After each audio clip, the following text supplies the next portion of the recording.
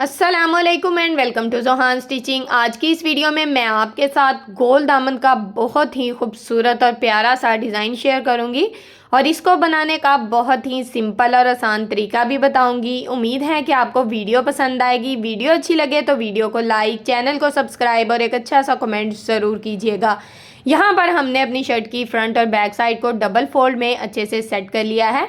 यहाँ पर आपकी शर्ट का जो भी मार्जिन होगा लंबाई का वो लेना है और आधा इंच मार्जिन एक्स्ट्रा लेना है। ठीक है, आधे इंच के मार्जिन से यहाँ पर मैंने बिल्कुल सीधी लाइन लगा दी है।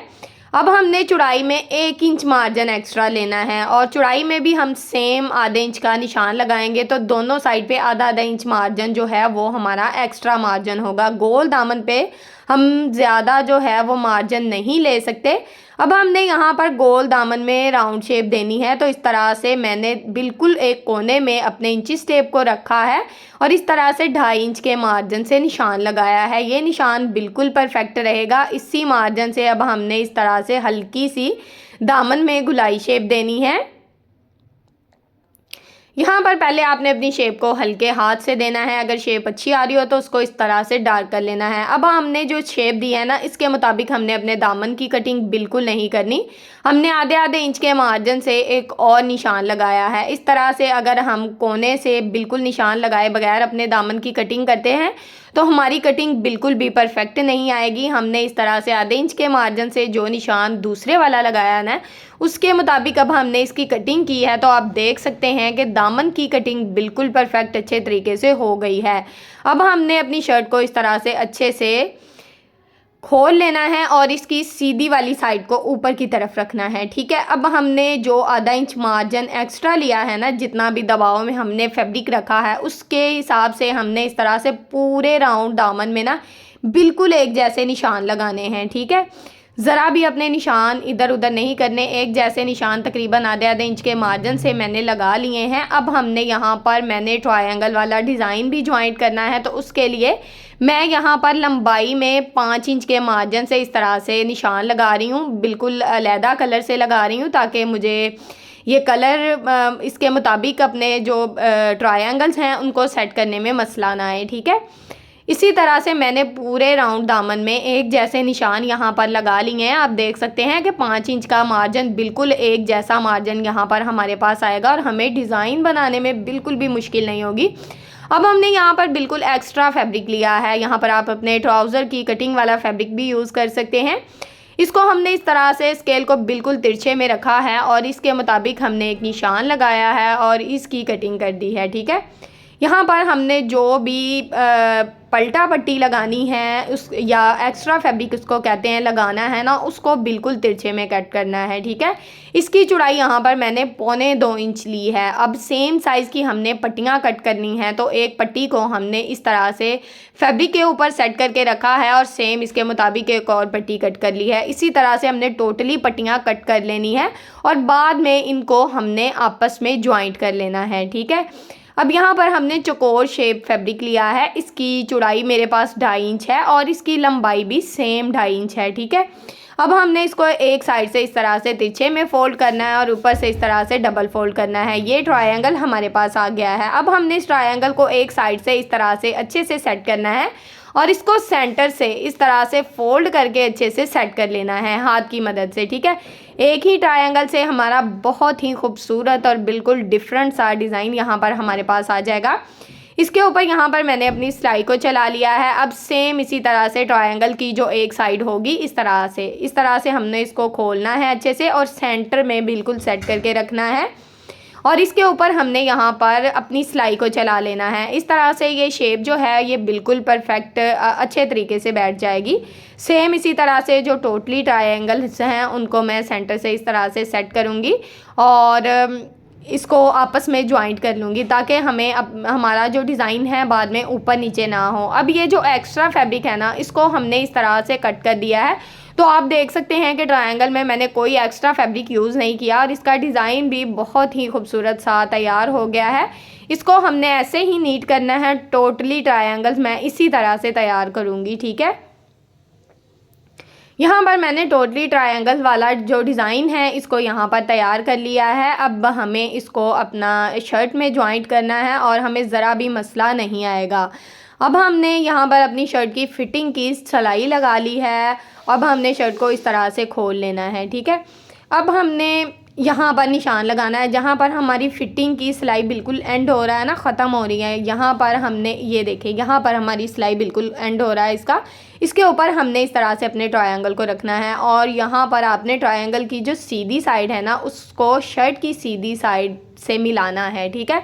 रफ साइड को हमने ऊपर की तरफ रखना है और एक ट्रायंगल के ऊपर मैं इस तरह से दूसरे ट्रायंगल को अच्छे से सेट करूँगी और इसके ऊपर जो भी हमने मार्जिन का निशान लगाया है उसके मुताबिक हम रखते जाएंगे और इसके ऊपर हम अपनी सिलाई को चलाते जाएंगे। इस तरह से हमने एक ही दफ़ा में टोटली निशान लगा लिए थे। अब हमें डिज़ाइन को जॉइंट करने में मसला नहीं आएगा, हमारा डिज़ाइन बिल्कुल एक जैसा आएगा। तो इसी तरह से मैं टोटली डिज़ाइन यहाँ पर सेट कर लूँगी। यहाँ पर आप देख सकते हैं कि मैं राउंड में भी ट्रायंगल्स को लगा रही हूँ और यहाँ पर आपने अपनी शेप को बिल्कुल एक जैसा रखना है और मार्जिन जो ट्रायंगल्स का है ना वो भी बिल्कुल एक जैसा रखना है। इस तरह से डिज़ाइन बहुत ही नीट और बहुत ही खूबसूरत बनेगा। टोटली ट्रायंगल्स हमने पहले जॉइंट कर लेने हैं इस तरह से।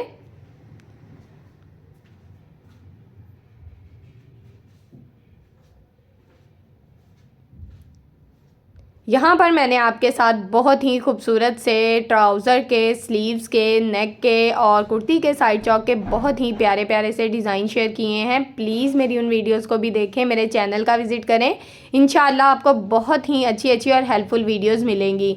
यहाँ पर ट्रायंगल्स वाली सिलाई आप देख सकते हैं मेरी मुकम्मल हो चुकी है। यहाँ पर मैं धागे को कट कर दूँगी। अब हमने फिटिंग से 1 इंच ऊपर का मार्जिन लिया है, ठीक है, और मैंने निशान लगाकर आपको दिखा दिया है। यहाँ पर आप देख सकते हैं कि ये जो मैंने जोड़ लगाए हैं ना ये भी बिल्कुल तिरछे में लगाए हैं और एक साइड से अपनी पट्टी को इस तरह से आधा इंच अंदर की तरफ फोल्ड कर दिया है, ठीक है।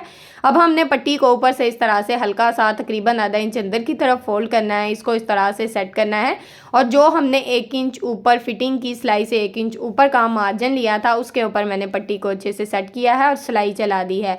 अब हमने यहाँ पर अपनी लेस जो है इसको डिज़ाइन के मुताबिक कट करना है और यहाँ पर लेस का जो भी दबाव होगा उस हिसाब से लेस को यहाँ पर सेट करेंगे।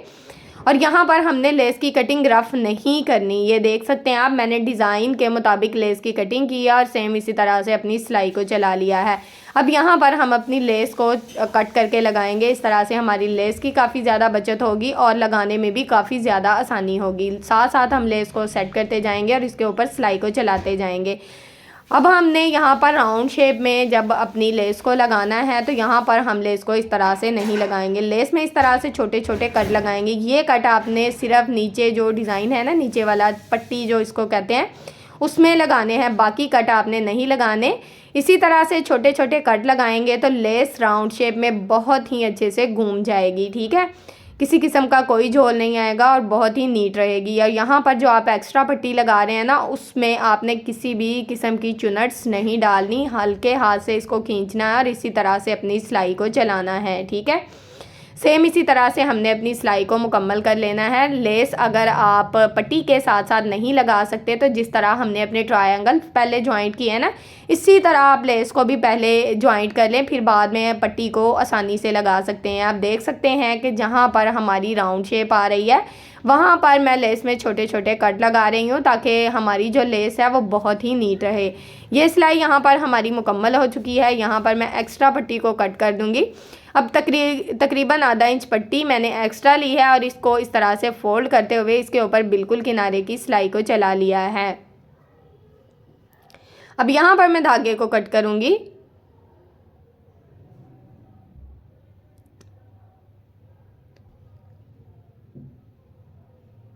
अब हमने ये जो पट्टी है इसको आयरन की मदद से इस तरह से अच्छे से फ़ोल्ड करना है। पट्टी की चौड़ाई आप जो भी रखना चाहते हैं आप रख सकते हैं। अच्छे से फ़ोल्ड करते हैं, आप देखेंगे अगर आप इसी मेथड से अपनी पट्टी लगाएंगे तो आपकी पट्टी में किसी किस्म का कोई झोल, कोई सलवट नहीं आएगा। बहुत ही खूबसूरत और अच्छे तरीके से आपकी ये जो पट्टी है ये जॉइंट होगी।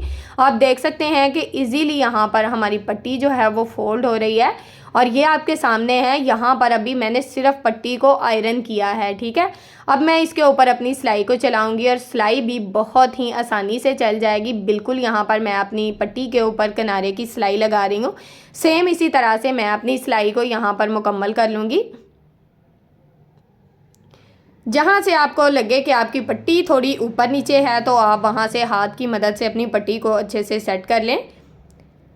पास करके भी मैंने आपको दिखाया है कि राउंड में किसी किस्म का कोई झोल और कोई सलवट नहीं है। बहुत ही अच्छे से यहाँ पर पट्टी जॉइंट हुई है। बस पट्टी को आपने ज़्यादा ढीला नहीं छोड़ना, हल्के हाथ से आपने पट्टी को थोड़ा खींच के रखना है लगाते हुए। इस सिलाई में पट्टी को बिल्कुल नहीं छेड़ना। इस सिलाई में पट्टी आपकी बिल्कुल सेट रहेगी और बहुत ही अच्छे से बिल्कुल परफेक्ट शेप में बैठेगी जब आप इसको आयरन करेंगे। तो यहाँ पर मेरी सिलाई मुकम्मल हो चुकी है और दामन का बहुत ही खूबसूरत और प्यारा सा डिज़ाइन आपके सामने बिल्कुल तैयार है। इसका नेक डिज़ाइन मैंने ये वाला बनाया है। इसकी वीडियो मैंने आपके साथ शेयर कर दी है। अगर आप सेम ऐसा ही नेक डिज़ाइन बनाना चाहते हैं तो इसकी वीडियो का लिंक मैं डिस्क्रिप्शन में आपके साथ शेयर कर दूँगी और एंड स्क्रीन में भी दे दूँगी।